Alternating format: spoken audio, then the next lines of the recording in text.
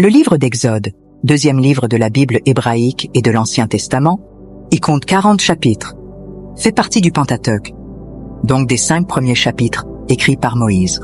Il est une œuvre fondamentale qui raconte l'histoire du peuple d'Israël, le temps de l'esclavage, de sa sortie d'Égypte et de son parcours vers la terre promise. Exode, qui signifie sortie, décrit la transition d'une nation d'esclaves à un peuple libre, choisi et sanctifié par Dieu. Ce livre commence par la description de l'oppression des Israélites sous le règne du Pharaon, qui les soumet à un esclavage cruel. Dans un contexte de souffrance, Dieu choisit Moïse comme leader et médiateur, lui confiant la mission de libérer son peuple.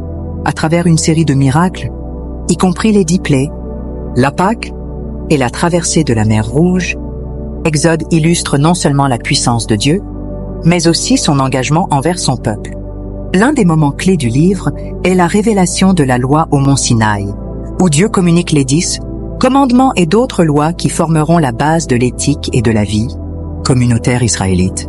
Cette législation est essentielle pour comprendre la relation entre Dieu et son peuple, ainsi que les attentes divines concernant la justice, la moralité et la sainteté.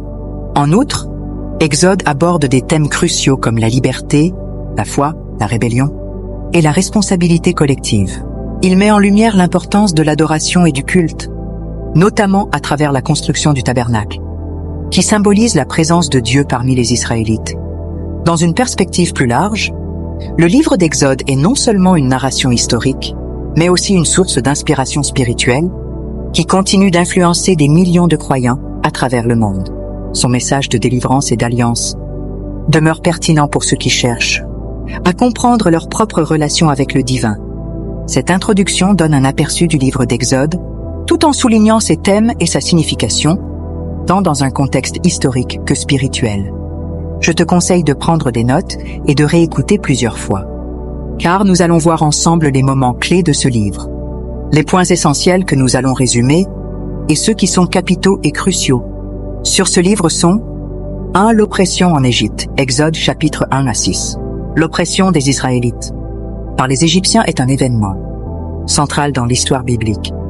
Les Israélites, descendants des patriarches Abraham, Isaac et Jacob, également connus sous le nom d'Israël, se sont installés en Égypte à la suite de la famine qui a poussé Joseph, un des fils de Jacob, à y établir sa famille.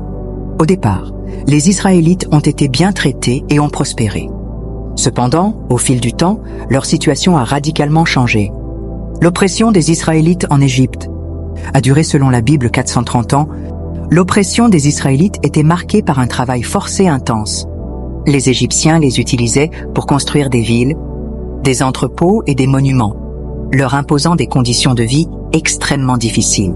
En outre, le Pharaon a ordonné que tous les nouveau-nés mâles hébreux soient tués pour limiter la population.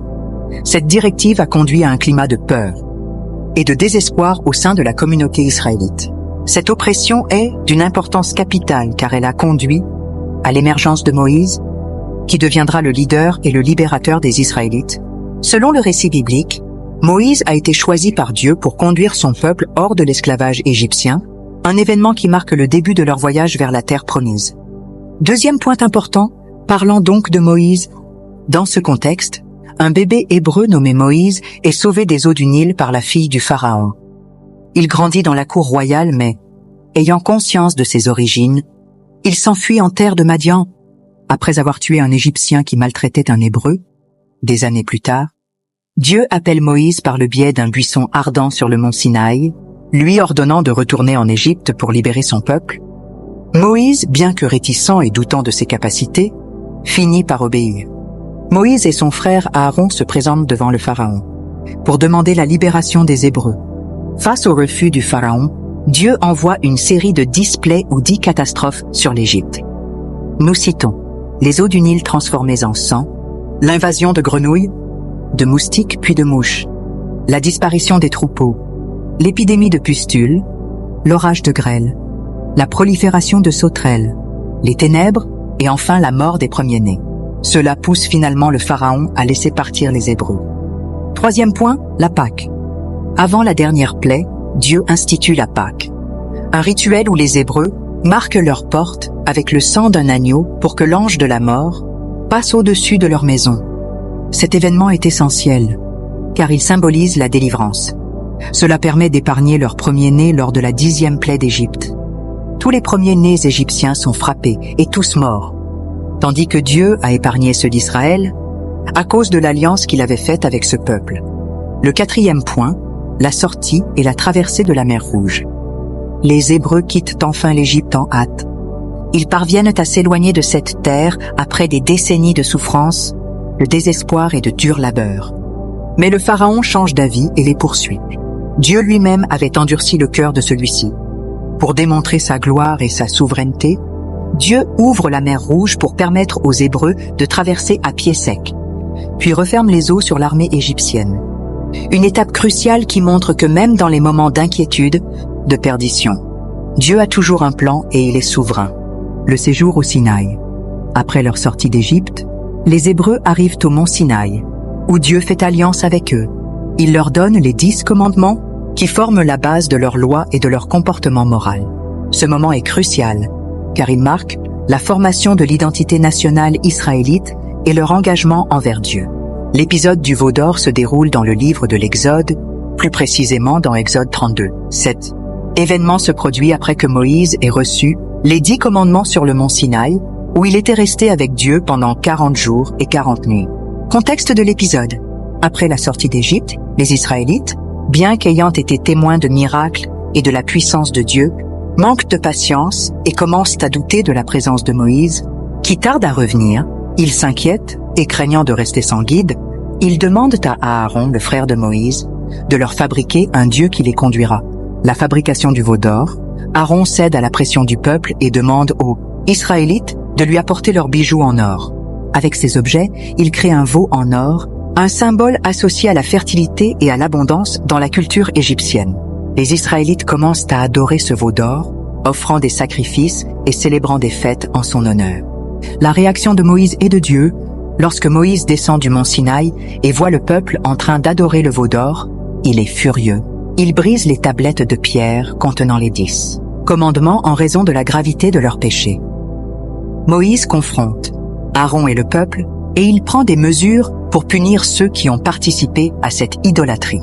Cet épisode met en lumière la tendance humaine à se détourner de Dieu, même après avoir été témoin de sa puissance. Il souligne également l'importance de la fidélité à Dieu et de la nécessité de rester concentré sur lui, même dans les moments d'incertitude. L'épisode du veau d'or est une leçon puissante sur les dangers de l'idolâtrie et le besoin de rester ferme dans sa foi. Il rappelle aux croyants l'importance de mettre leur confiance en Dieu et de ne pas chercher des substituts à sa présence divine. Le culte et les instructions. Le livre se termine avec des instructions détaillées sur la construction du tabernacle, un lieu de culte, et sur la manière de vivre en tant que peuple élu. Signification du terme exode. Le terme exode vient du grec et signifie sortie ou départ. Il représente la libération du peuple, hébreu de l'oppression et l'errance, vers une terre promise. Pour conclure, le livre d'Exode est un symbole d'espoir pour les opprimés et rappelle que la délivrance est possible. La foi de Moïse et l'obéissance des Hébreux face à des défis majeurs enseignent l'importance de la confiance en Dieu. L'Exode souligne la nécessité d'une identité collective et d'un code moral pour construire une société juste. La Pâque et les autres instructions rappellent l'importance de la mémoire collective et des traditions dans la spiritualité. L'Exode est une histoire de lutte, de foi, de libération et de formation d'une nouvelle identité, fondée sur des principes divins. C'est un récit riche, qui continue d'inspirer des millions de personnes à travers le monde. Le livre de l'Exode contient plusieurs versets clés qui sont fondamentaux pour comprendre son message et son importance. Dans la tradition biblique, voici quelques-uns des versets les plus significatifs que je te laisse prendre le temps de méditer. Exode 3:14. Dieu dit à Moïse, « Je suis celui qui suis ».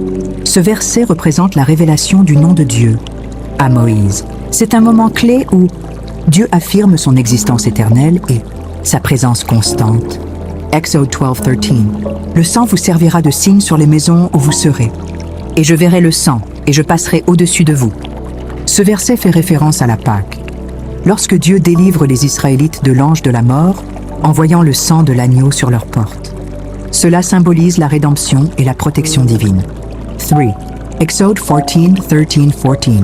Moïse dit au peuple, « Ne craignez rien. Restez fermes et voyez le salut de l'Éternel qu'il va vous donner aujourd'hui. » Ces versets illustrent la foi et la confiance en Dieu lors de la traversée de la mer Rouge, soulignant que Dieu combat pour son peuple. 4. Exode 19:5-6. Maintenant, si vous écoutez ma voix et gardez mon alliance, vous serez pour moi un trésor particulier parmi tous les peuples. Ce passage marque le moment où Dieu établit une alliance avec les Israélites, les déclarant comme son peuple choisi. 5. Exode 23:17. Les 10 commandements. Tu n'auras pas d'autre Dieu devant moi. Les 10 commandements, dont ces versets font partie, sont fondamentaux pour la moralité et l'éthique dans la tradition juive et chrétienne. Ils définissent les principes de base pour la relation entre Dieu et son peuple ainsi qu'entre les individus. 6. Exode 34:6-7.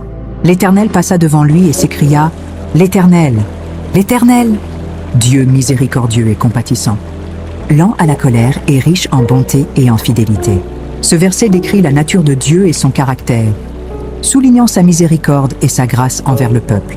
En conclusion, accroche-toi à la parole de Dieu, à ses promesses. Crois-y même lorsque tout semble compliqué, car rien ne lui est impossible. Il est un appui ferme pour qui sait lui faire confiance. Sois béni et à la prochaine vidéo. N'oublie pas de partager, de t'abonner pour encore plus de contenu édifiant.